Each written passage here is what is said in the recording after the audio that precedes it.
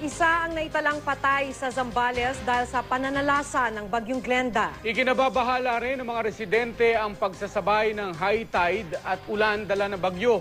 Pwede kasi itong magdulot ng malalang pagbaha. Mula sa Zambales, makibalita tayo kay Isay Reyes. Isay?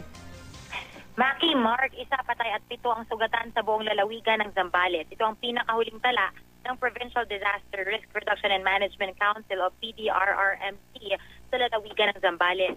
Binawian ng buhay si Mario Paulo, 52 taong gulang sa kanilang lugar, nang mabagsakan daw ito ng puno kagabi. Wala itong kasama sa bahay kaya't kanina lamang sa nakita ng mga otoridad. Ang mga sugatan naman ay dulot ng mga nasirang yero, basag na bote at mga nahulog na sanga ng puno. Halos 2,000 pamilya naman ang nananatili sa evacuation center. Habang papalapas ang bagyo kanina, nakaramdam ng malakas na hangin ang mga residente rito, dahilan para bumagsak ang mga puno at matuklap ang ilang yero. Sa bayan ng Iba, natuklap ang yero ng sports complex. May mga tumumba rin na mga waiting shed sa may bayan.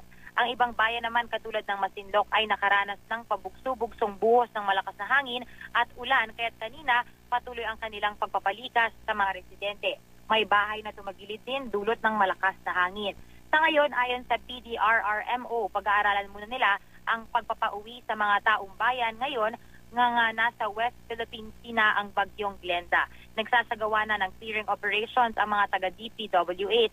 Nakakaranas pa rin ngayon, Maki, Mark, ng masamang panahon dito sa Zambales. Sa katunayan, dito habang tinatahak natin itong kalsada sa bayan ng San Felipe ay nakita natin ang mga nabunot na puno at ang mga poste nga ng kuryente na nagsilaglagan pala.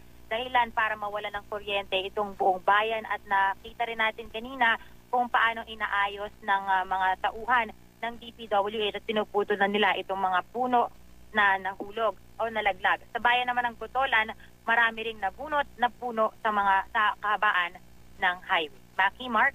Maraming salamat sa iyo, Isay Reyes.